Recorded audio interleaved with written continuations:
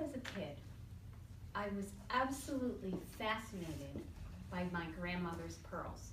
She used to come every summer to visit, and she always brought them with her. And there was one specifically that was big and luminescent, and when I would hold it in my hand, it actually felt like it was soft. It was my grandmother who told me that a pearl is formed by a grain of sand getting into an oyster or some other irritation, getting into the oyster shell, and the oyster secretes around it that makes it soft so that the oyster is not bothered by this thing that would be poking it. And it continues to secrete until it gets bigger and rounder and more beautiful. Keep that thought in your mind, and I am going to back up, or I'll say go forward many years to the writing of my book, Let My Legacy Be Love, A Story of Discovery and Transformation, Tracing Adult Issues to Childhood Hurts. When I wrote this book, it was never my goal to just be an author. What I wanted to do was speak, which is why I joined Toastmasters, do workshops, and work privately with people to help them go through their stories and understand their story and how they could change their life by looking at their story a different way. I was trying to come up with a simple way to explain this process to somebody. So one morning as I was doing my normal meditation, I put it out there that I needed something. Help me out here, and help me think this through. And while I was in a very deep meditation, I heard a pearl.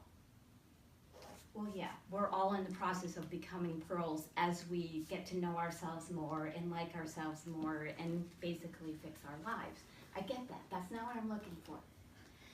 But about a half an hour later, I was out taking my dog for a walk. I had a light bulb moment.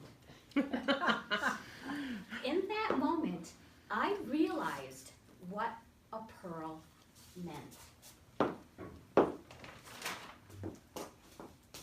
The process of self-discovery has steps.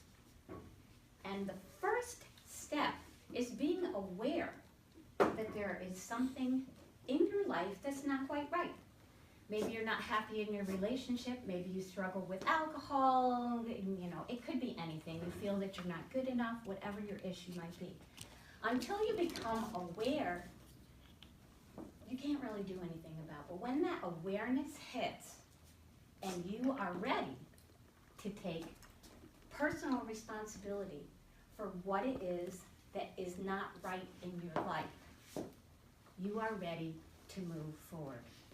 Personal responsibility is absolutely the most important thing in any healing process. Even you can go into a doctor where they take an antibiotic and they say, you need to drink lots of water. If you don't drink lots of water, you're not going to get better.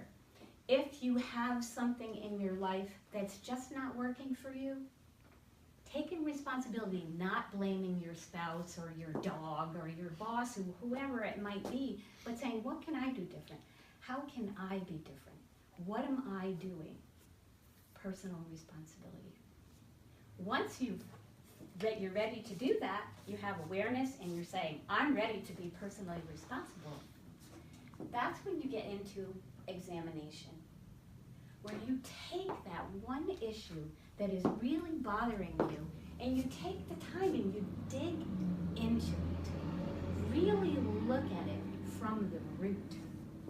Now, many of these stories in this book were rewritten a dozen times because as I was writing this book, I was going through my own process. I was like intent, like the onion, peeling away the layers. There's something a little bit deeper here that I don't quite know what it is, and tearing it into again. Once that examination was complete and I was clear in my mind, now I understand. Now I can see what I can do differently because I understand where it started. At that point, we can act on it and we can apply what we've learned in our lives. be different? What can we do different? Take that and use it in your everyday life. From there, you can rise above your old story, your old circumstance. And when you think about rising above, think about how we all carry all this stuff with us all the time, like something that when I was 5 years old.